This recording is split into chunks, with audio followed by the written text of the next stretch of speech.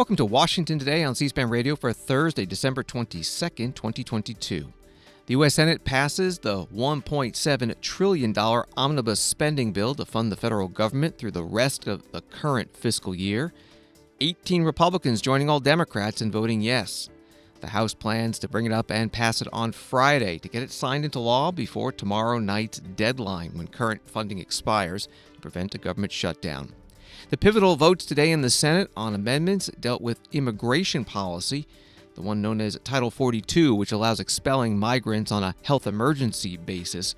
A Republican amendment to reinstate Title 42 narrowly defeated after a Democratic amendment was offered that did something just short of reinstatement, giving what one news report called political cover for moderate Democrats. The U.S. House today passes a bill to require the IRS audit president's tax returns, writing into law what is now an IRS regulatory policy. And this bill coming up after a House Democratic investigation finding the IRS did not audit former President Donald Trump's tax returns for the first 2 years he was president. Ukrainian President Volodymyr Zelensky returning home after his one-day visit to Washington, D.C., which culminated in a speech Wednesday night to a joint meeting of Congress on his country's almost year-long fight against Russia's invading forces. Members of Congress giving him a full minute of a standing ovation at the conclusion. We'll hear from Secretary of State Antony Blinken on the state of the war and the chances for peace. And President Joe Biden asking Americans to take the winter storm blowing across the country seriously, calling it dangerous and threatening. With the busy holiday travel weekend ahead, more than 100 million people in more than 24 states are under winter weather and wind chill alerts.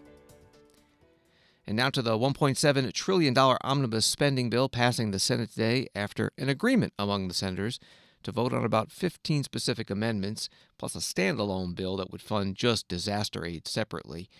The key issue, though, immigration. An amendment from Senator Mychael, Republican from Utah, would have cut funding for the Homeland Security Secretary's office unless the Biden administration reinstates the Donald Trump-era Title 42 policy, that policy that denies asylum to migrants on the basis of a COVID-19 public health emergency.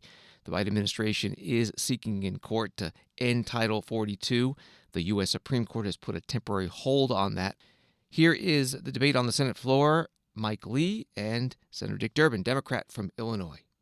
Mr. President, during our recent border crisis, Title 42 has become the only sustained control we have over illegal immigration.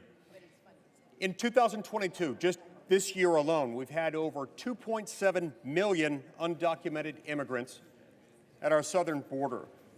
It doesn't even include those who came across, sneaking through undetected.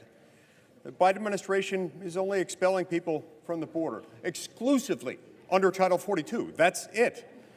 That's all we've got. And in the last 3 years, Title 42 has been used to help us expel 2.5 million illegal immigrants. Just over the last 7 days alone, Mr. President, the Border Patrol in Arizona showed us that it's not just people coming across illegally, it's also drugs, dangerous drugs. In the last 7 days alone, Border Patrol agents in Arizona have confiscated 1.5 million fentanyl tablets. More than 14,000 pounds in total was intercepted at the border in 2022. And that's enough to kill America's entire population 9 times over. We have no business passing this bill unless this is in here. Vote for this amendment, I implore you. Thank you. Mr. President. Would it be order? Senator from Illinois. Mr. President, the logic of Title 42 is a public health response to a crisis. It was determined that foreigners coming into the United States could be turned away under Title 42, and more than 1 million were last year. Now, what has happened to the public health crisis? In June of this year, our government announced it would no longer require COVID tests for foreigners entering the United States. We have 22 million international visitors each year, and now there's no longer a requirement for testing. So let's be honest. This is not about public health anymore. It is our excuse for not tackling the very real challenge of coming up with a border policy on a bipartisan basis. I want to salute Senator Sinema and Senator Tillis for their undertaking. I want to work with them in the future, and I think we should reject this amendment. Senator Dick Durbin, Democrat from Illinois, and Senator Mike Lee, Republican from Utah, on the Senate floor. Senator Lee's amendment failed by a vote of 47 to 50. 2 Republicans joining all Democrats and the independents who caucused with them in voting no. Those 2 Republicans, Roy Blunt of Missouri, Susan Collins of Maine, and 3 Republicans did not vote. An article at The Hill explains that Senator Lee's amendment got a boost when the Senate parliamentarian ruled it could be added to the omnibus with a simple majority vote instead of having to clear the 60-vote threshold that applies to many amendments. Democrats feared Senator Lee's amendment could pick up the support of a few centrists in their caucus, which would have allowed it to pass and endanger the chances of passing the omnibus through the House, where progressive Democrats oppose keeping Title 42 in place.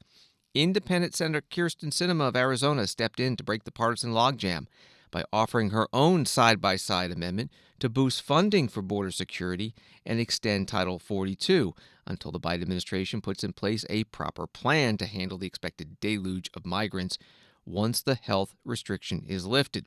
The Hill article concludes it gave centrist Democrats enough political cover to agree to a vote on Senator Lee's amendment, knowing they had an alternative Title 42 proposal to support instead. Well, overall spending in the omnibus appropriations bill also subject of much debate. Today, Senator Rand Paul, Republican from Kentucky, bringing it up in a motion. The response will come from Senator Bernie Sanders, independent from Vermont, the Budget Committee chair. For years, members of Congress have lamented their inability to control spending and debt. On rare occasions, though, Congress has actually passed rules to try to tame their primal urge to borrow and spend. From Graham-Rudman-Hollings to PAYGO, good legislation is out there to restrain deficit spending, only to be universally ignored and rejected by future Congresses. Today's legislation breaks the Congressional Budget Act rules, so congressional leaders have included in this monstrous spending bill language to simply waive the PAYGO rules.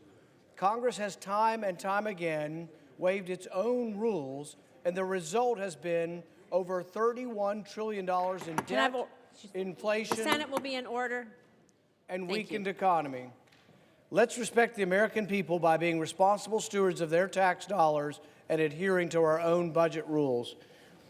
The pending measure, Senate Amendment 6552, contains matters in Division O, Title X, Section 1001, parentheses D, that relates to the operation of statutory Pay-As-You-Go Act of 2010, which is matter within the jurisdiction of the Budget Committee. The pending measure was neither reported nor discharged from the Budget Committee. Therefore, I raise a point of order against this measure pursuant to Section 306 of the Congressional Budget Act of 1974. Madam President.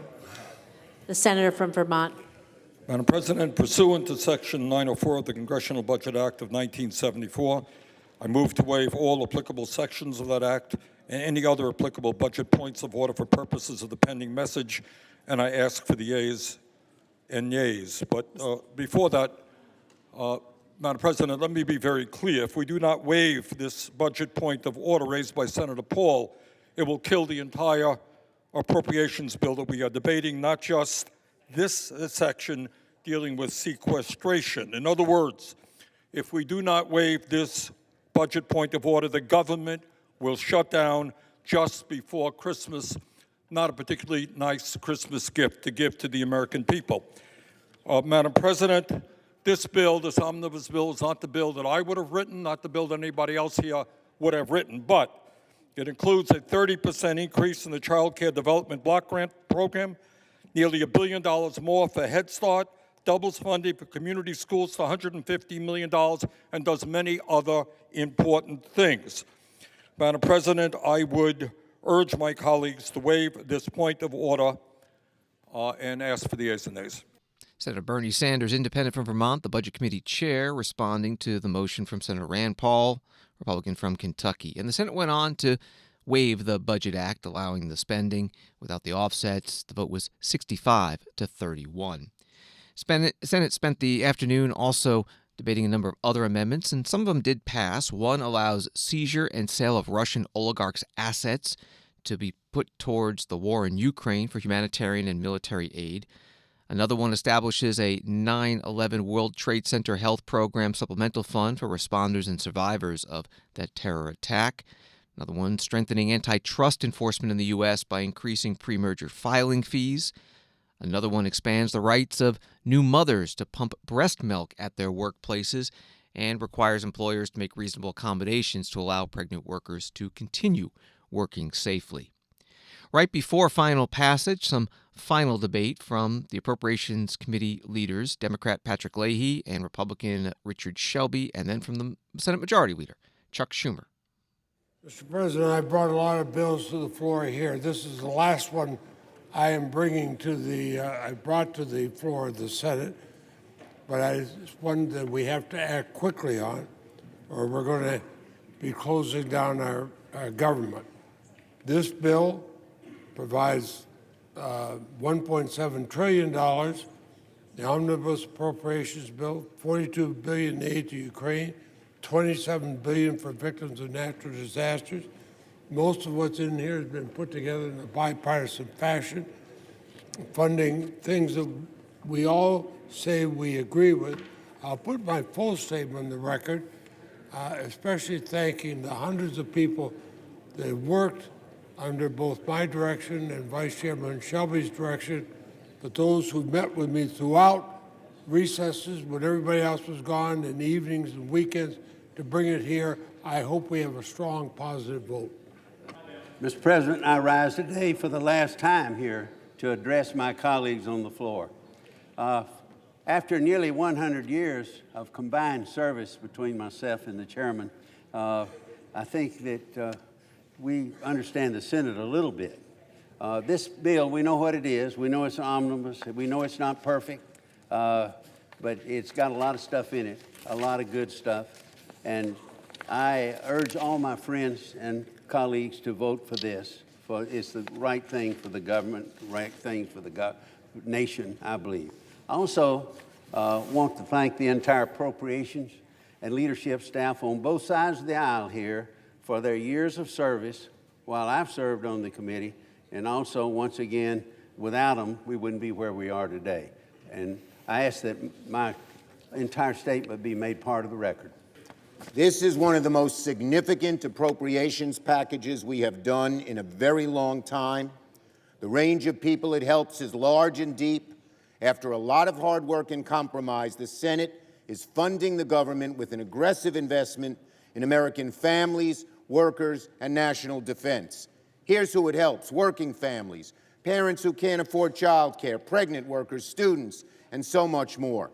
It's one of the most significant packages for women across America, including protections for pregnant workers, part of the Omnibus, and new moms who will now get 1 year of postpartum care. And it's fitting we're ending the 117th Congress by protecting our democracy through reforming the Electoral Count Act. I want to thank the great staff of the Appropriations Committee, Chuck Kiefer and Shonda Patorny. I want to thank all of those who worked so hard and the members of the committee. And I think it's only appropriate to conclude with a round of applause for our two great leaders, Senators Leahy and Shelby, who have done a great job through the years on the Appropriations Committee.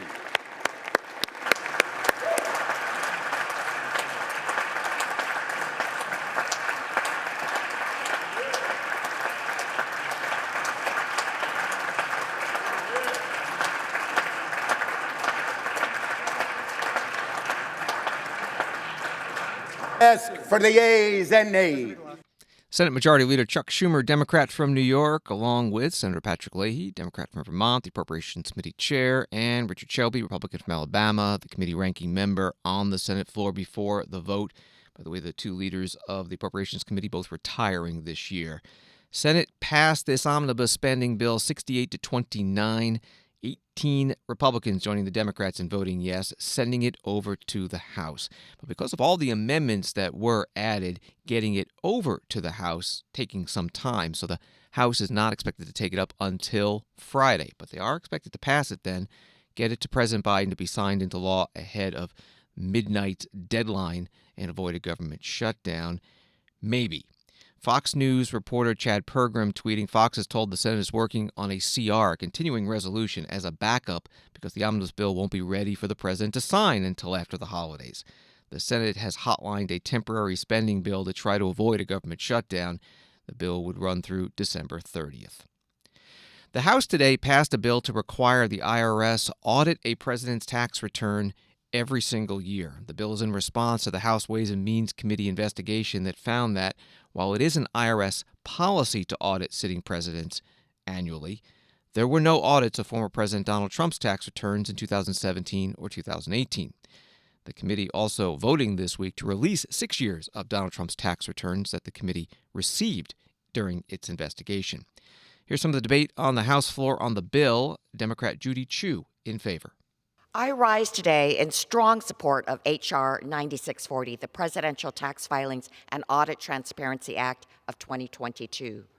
This week, I was shocked to find that the IRS did not comply with its own mandate to conduct annual audits of the president's tax returns. This mandatory presidential audit has been in place since 1977, and yet, during Trump's 4 years in office, only one mandatory audit was even started, and none of the audits were completed. The majority of the audits weren't even started until Trump left office. The American people deserve transparency and checks and balance for the president, the most powerful person in the world. The bill before us would ensure the integrity of this audit in federal statute and show the American public that no one is above the law. I urge my colleagues to vote yes. Congresswoman Judy Chu, Democrat from California, on the House floor. Opposing the bill, Congressman Jason Smith, Republican from Missouri. This legislation is only cover for what they have been campaigning on for years, and that is to get Trump's tax returns. Let me tell you, if you don't believe me now, this is called the Mandatory Audit Program. It's about auditing all current and former presidents to make sure their tax returns are audited. But the chairman of this committee only requested how the mandatory audit program has worked for one president.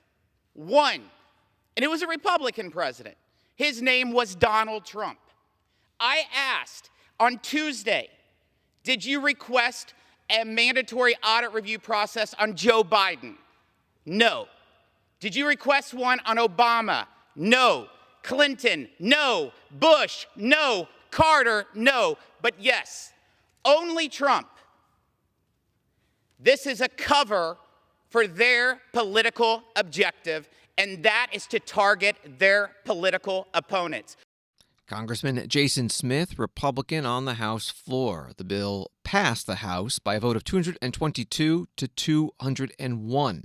5 Republicans joining all the Democrats in voting yes. Those 5, Adam Kinzinger of Illinois, Fred Upton of Michigan, Liz Cheney from Wyoming, John Katko of New York, and Tom Rice from South Carolina. The House Select Committee to investigate the January 6th attack on the U.S. Capitol releasing its final report today, 8 chapters from the year-and-a-half investigation. The committee voted earlier this week to recommend the Justice Department seek criminal charges against former President Trump over his effort to overturn the 2020 presidential election results and his role in the attack. Committee Chair Benny Thompson, Democrat from Mississippi, interviewed on MSNBC Wednesday night about what to expect in the final report. Are there conclusions that you all have reached that are new since the last public hearings?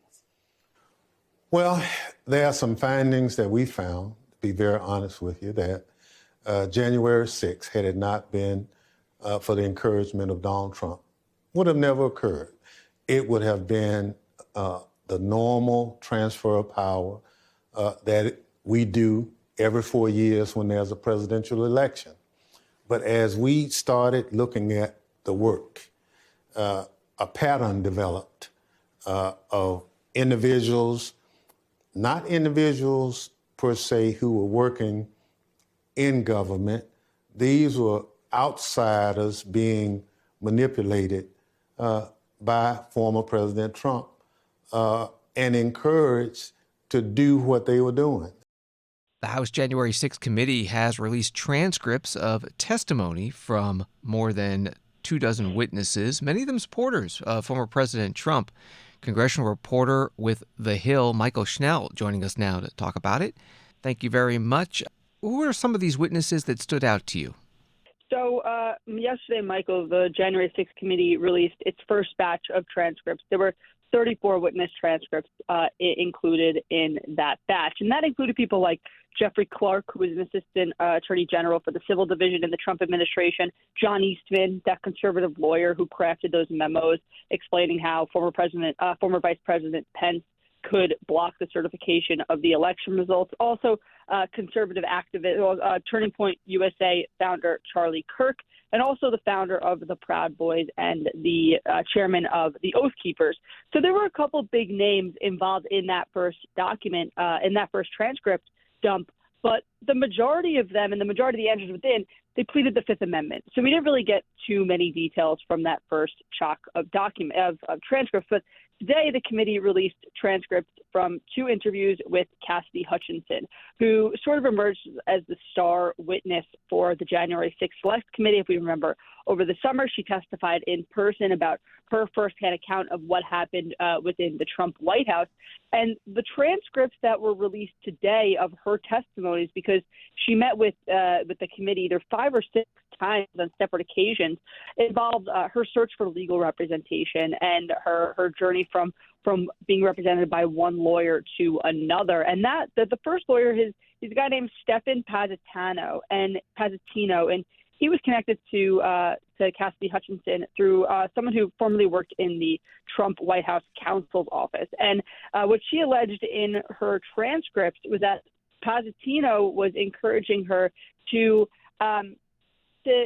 offer as little details as possible about what she knew about January 6th, to sort of downplay her understanding. If she couldn't remember all details of a question that was asked, to just say that she didn't recall it all. And sort of he tried to downplay the prevalence that she had in the White House, saying you were just a secretary, you don't really know much of what happened.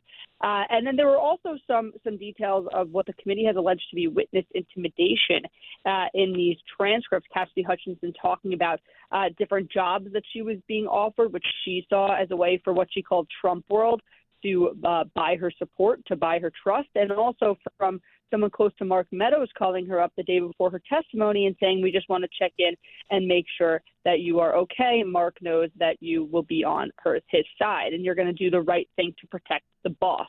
So we really got a lot of information from these transcripts, and it comes from, like I mentioned, the star witness of the panel, Cassidy Hutchinson. Right now, this is only 35 witnesses of transcripts that we've seen, and we know that the committee has spoken to over 1,000 people, poured over thousands of documents. So to put it bluntly, more to come. But what we've seen so far has really given us an interesting picture and more details into what happened in the lead up to and after January 6th. Do the transcripts also give some insight into how the investigation unfolded by the January 6th committee members and the staff? Because all these depositions were done behind closed doors. This is the first time we're getting a peek at it. That's right. It's really interesting to see because for a lot of these interviews, you see that it's being asked by a staff member of the committee, a lawyer who sits on the committee. But we actually see some of the questions that committee members ask themselves, the lawmakers ask themselves. So particularly in Cassidy Hutchinson's deposition, she was asked several questions by Liz Cheney, Republican from Wyoming, the vice chair of the committee. So it was really interesting because, like you said, these interviews happened behind closed doors. The public was not able to see what happened. We only saw some snippets in the public hearings of videos taken from those behind closed doors depositions. So it was really interesting to see sort of how the questions were asked and who was asking them, to sort of try to picture the situation in your head. We're talking with Mychael Schnell from The Hill. The committee wrote in its summary of its final report that as they were asking these witnesses to provide proof that the election was stolen, they write, not a single witness nor any combination of witnesses provided the Select Committee with evidence demonstrating that fraud occurred on a scale even remotely close to changing the outcome in any state. They're using the fact that the witnesses took the fifth so many times on those questions to reach that conclusion. Is that a valid conclusion that way? I believe that's the legal experts in terms of parsing answers. I mean, when we talk about pleading the fifth, something I will note is that some witnesses, one that comes to mind is Charlie Kirk. He's the founder of Turning Point USA. He pleaded the Fifth when he was even asked how old he is and what his highest level of education is.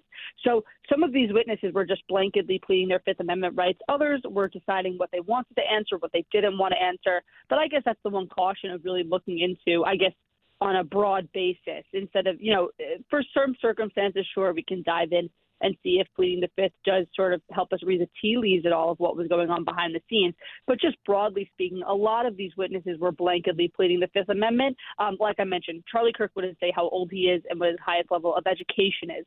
So I think it depends on a case-by-case basis.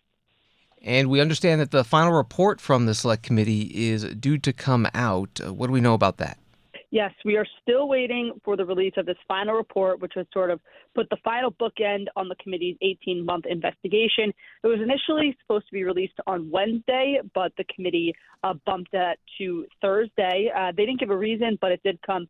The announcement did come hours before President Zelensky of Ukraine was set to address a joint meeting of Congress in the Capitol, which really took over airwaves on Wednesday. So we are still waiting for the report to come out.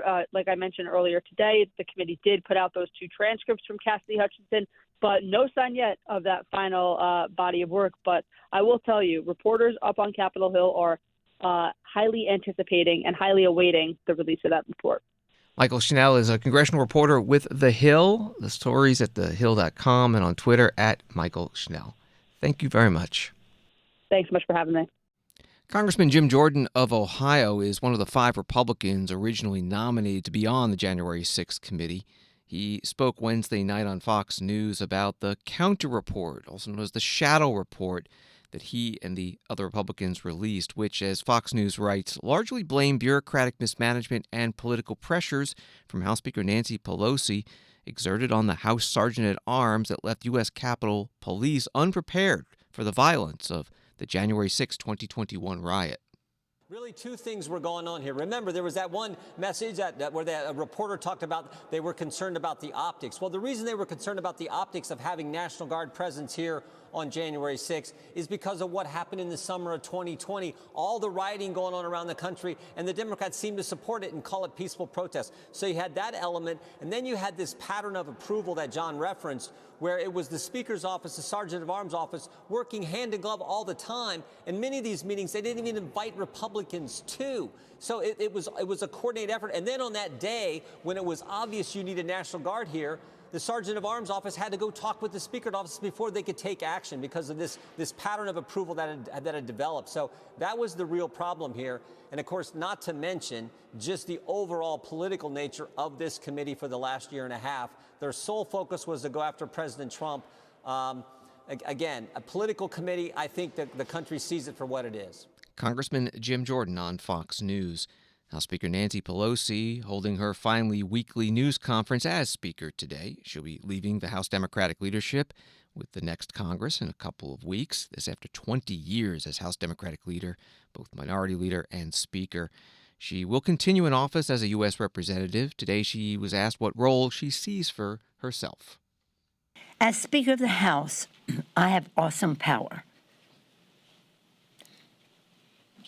As now transitioning to a different role, I expect to have strong influence, but not on my members, just in terms of encouraging more women, for example, to run, to talk about civics and how we have to, used to be a requirement when I was little, 100 years ago, but now it's an elective and most people are not familiar. So I have to see what that path is. But the Speaker of the House is a very big job, and just wrapping it up will take time. With the Library of Congress for the papers, with the historian of the Capitol of the Congress, in terms of interviews and the rest of that. And in just, I think that probably the most overwhelming thing I'll be doing forever is saying thank you. Thank you to my members. Thank you to the intellectual resources that have helped us with policy. Thank you for those who have helped us politically to attain our majorities and our strength in the Congress. I think my life will be about accountability to the record, the history, and thank you to those who made all of that possible. House Speaker Nancy Pelosi, her weekly briefing, her last on Capitol Hill. Washington Today continues in a moment. And with great confidence in our caucus, I will not seek re-election to Democratic leadership in the next Congress. In November, House Speaker Nancy Pelosi announced that she was stepping down after 2 decades in the top leadership spot. And on Sunday, Christmas Day, we'll talk with journalist Susan Page, who wrote a biography on Ms. Pelosi. We'll discuss the lawmaker's most memorable moments as party leader using the C-SPAN archives. By electing me Speaker, you have brought us closer to the ideal of equality that is America's heritage and America's hope. This is an historic moment, and I thank the leader for acknowledging it. Thank you, Mr. Boehner. It's an historic moment for the Congress. It's an historic moment for the women of America.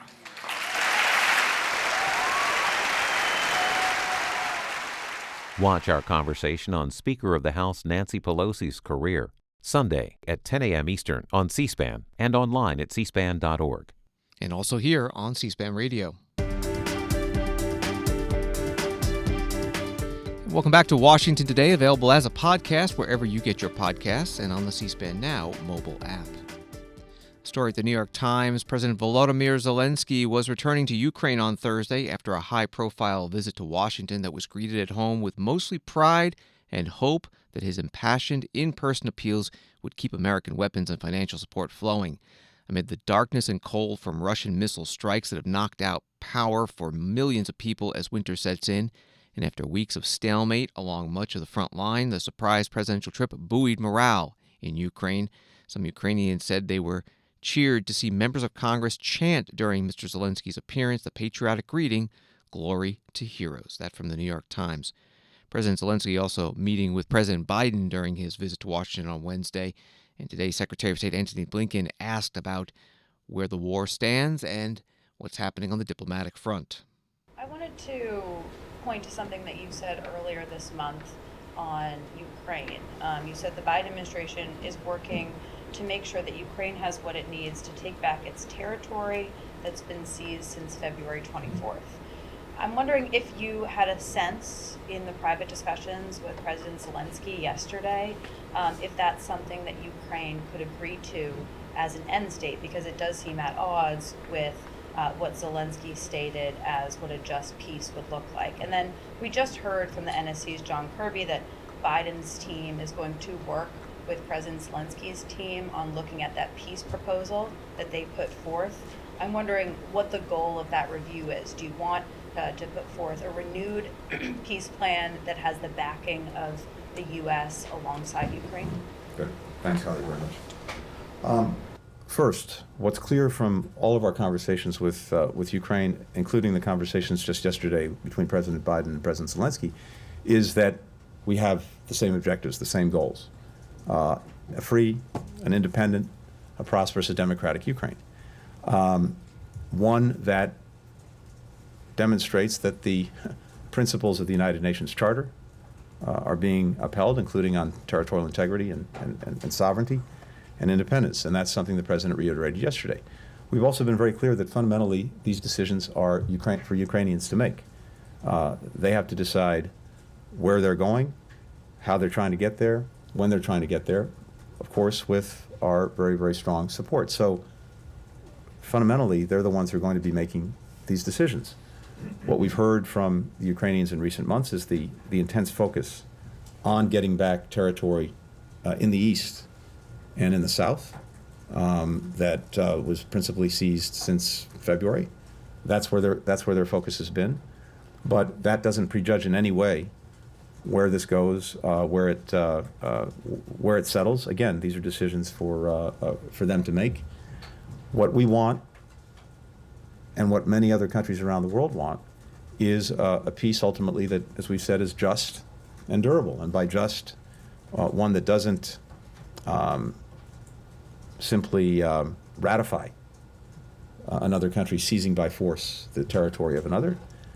Durable in the sense that we want to make sure that it holds, and that we're not simply putting Ukraine in a position where Russia is going to repeat what it did a month, 6 months, a year later. All of those elements are very important in what we factor in. When it comes to the peace proposal, I think here's what's important. President Zelensky has made repeatedly clear that this is going to end when it ends, through diplomacy, through the negotiation. And he's put forward some ideas, some principles, some particular issues around which hopefully countries can come together to try to advance that proposition. But fundamentally, right now, Russia has shown no interest in meaningful diplomacy, in meaningfully engaging to bring this war to an end. As President Biden said, that could happen tomorrow if Putin withdrew his forces, but that's not going to happen. And in the absence of that, we have to see some meaningful evidence that Russia is prepared to actually negotiate, and negotiate, again, a just and durable peace. We just haven't seen that. In our judgment, the best way to actually advance getting to that day is to sustain our support for Ukraine, to make sure that it does well on the battlefield, that it continues to have the support it needs to sustain itself against the Russian onslaught, including against its energy infrastructure, as well as economic support. That is what is most likely to speed up the day when President Putin comes to the conclusion that what he's engaged in is futile, and that it's time for a genuine negotiation. I think President Zelensky's proposals are a good start at that. We're talking to countries around the world about those proposals. They're things that everyone should be able to, in one way or another, to rally to. Secretary of State Antony Blinken at a year-end news conference today at the State Department in Washington. More from the New York Times article about the Ukrainian president's visit to Washington on Wednesday. Speaking with reporters on Thursday, Dmitry S. Peskov, President Vladimir Putin's spokesman, said that Mr. Zelensky's trip showcased the United States' commitment to a policy of fighting Russia until the last Ukrainian. Anatoly Anatov, the Russian ambassador to Washington, said the visit, which included a promise by the Biden administration of more military equipment for Ukraine, including a long-sought Patriot air defense system, confirmed that Washington has been waging a proxy war against Russia using enormous resources, weapons, intelligence capabilities. On Capitol Hill, Senator Josh Hawley today is a Republican from Missouri telling reporters why he did not attend President Zelensky's speech on Wednesday. Well, listen, I didn't go to the speech because I didn't want to be part of a photo op asking for more money from the United States government when they haven't given us a single piece of accounting on anything they spent. I mean, we spent $100 billion in blank checks. There's no accountability whatsoever, no oversight whatsoever. And meantime, our European allies are continuing to sandbag. We have spent more on Ukraine than all of the Europeans put together, and it's on their continent. Senator Josh Hawley with reporters that video and audio posted by Politico. Kira Rudik is a member of Ukraine's parliament. She joined an Atlantic Council discussion today, virtually, to describe the reaction in Ukraine to President Zelensky's trip to Washington. It was so critical to show this link between the battlefield, where people are dying in enormous amount every single day, and fighting with enormous courage.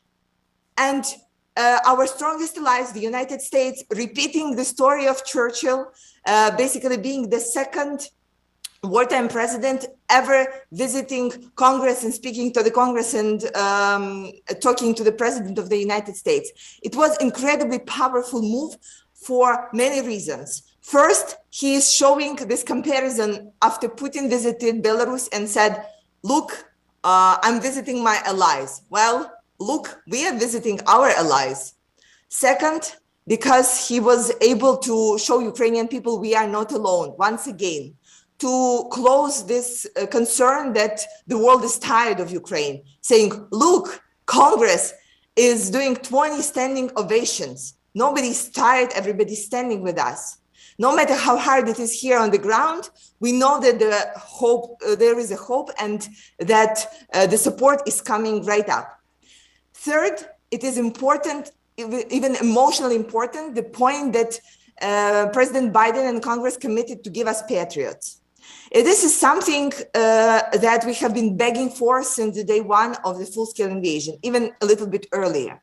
And emotionally, this is something that every Ukrainian knows, like, oh, we need patriots, but for some reason we are not getting them, but we critically need them because it will allow us to physically survive. And every single time you hear an air raid siren, there is a thought, oh, if only we we would have had patriots. Well, right now we are going to have them, and it will be a huge boost for morale. Also, I do hope that also on the emotional level, politicians from the other countries will follow through, that it will be a tipping point. Kira Rudik is a Ukrainian parliament member, speaking at today's Atlantic Council discussion on the war with Russia, joining virtually. The Russian Defense Ministry saying that Defense Minister Sergei Shoigu visited army units fighting in Ukraine. The report from the Russian state-owned RIA did not say specifically where he went, only that he went to Russian units deployed to the areas of the special military operation, using Russia's term for the war in Ukraine. An article at USA Today, Russia is planning a new major offensive in Ukraine in the late winter to include another crack at the failed attempt to march on the capital, Kyiv, according to officials and analysts familiar with the situation on the ground.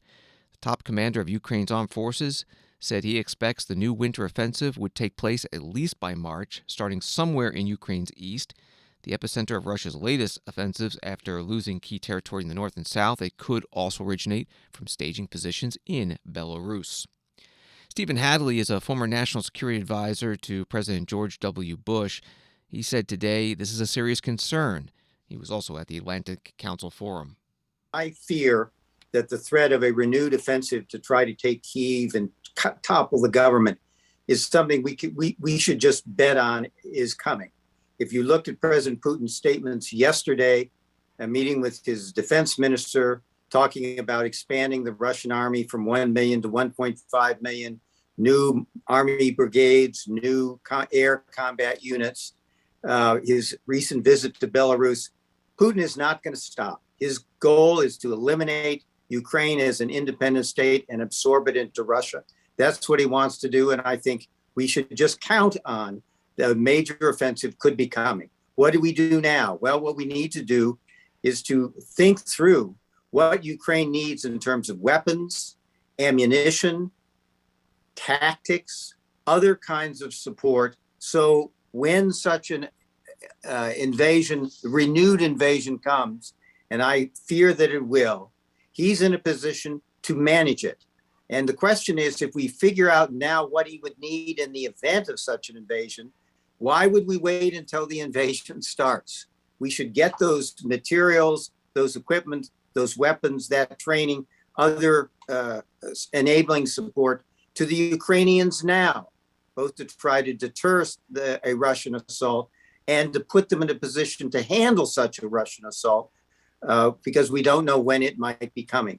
If we fail to do that, and such a Russian renewed assault comes and threatens the fall of Ukraine, the United States will have very difficult choices to make. Are we really willing, after all this effort, to let Russia take Ukraine?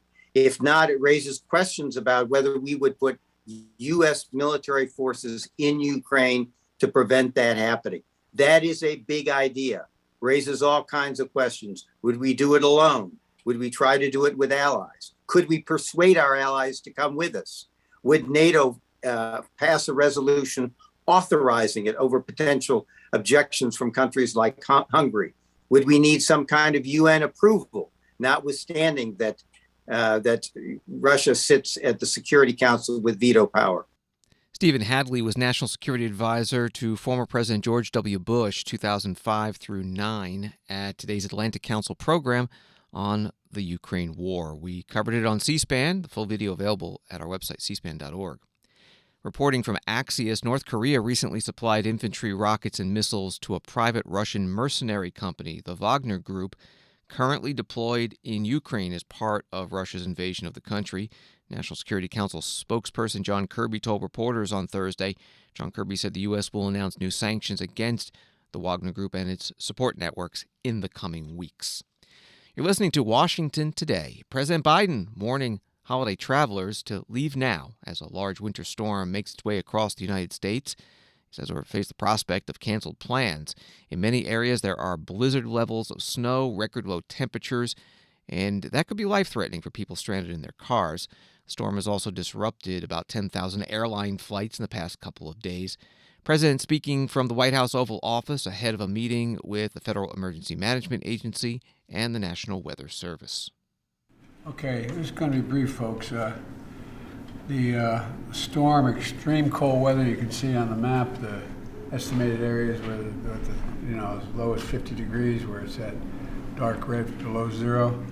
It's dangerous and threatening. This is really a very serious weather alert here.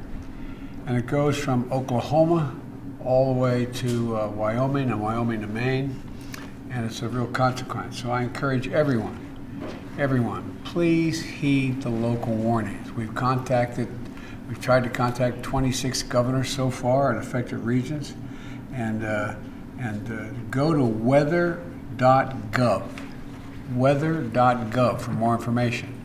And I know this is, it's not like a snow day, when you're a kid. This is serious stuff. And my team is prepared to help communities weather this, no pun intended, this storm, this freeze, and because we need to cope. They need to be able to cope with this necessary. I'm going to shortly be briefed by both FEMA and the National Weather Service, and we're going to start that briefing.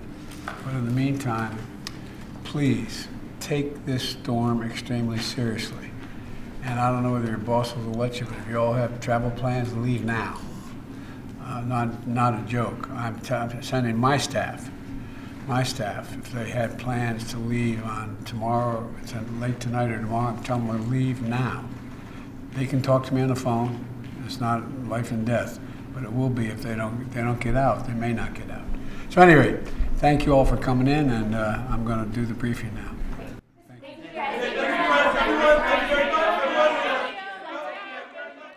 President Biden in the White House Oval Office, that briefing with FEMA, Federal Emergency Management Agency, and National Weather Service. AAA predicts about 112 million Americans will travel at least 50 miles away from home this holiday weekend, starting Friday. The vast majority by car. That's an increase of 3.6 million travelers from last year and the third largest holiday travel season in more than 20 years. Wall Street today, the Dow down 348, NASDAQ down 233, S&P down 56. Sam Bankman-Fried, the former head of the now bankrupt cryptocurrency platform FTX, has been freed on $250 million bond, although he must be under house arrest as he awaits trial on charges he defrauded investors and stole customer deposits. They say as much as $10 billion. And the Federal Communications Commission has proposed a record-breaking, nearly $300 million fine for an alleged robo-scheme that Roy Cox Jr. and Mychael Aaron made more than 5 billion robocalls designed to sell vehicle service contracts deceptively marketed as car warranties. Thanks for listening to Washington Today. Sign up for C-SPAN's evening newsletter word for word to get the stories Washington is talking about sent to your inbox every day. Subscribe at c-span.org/connect. Have a good night.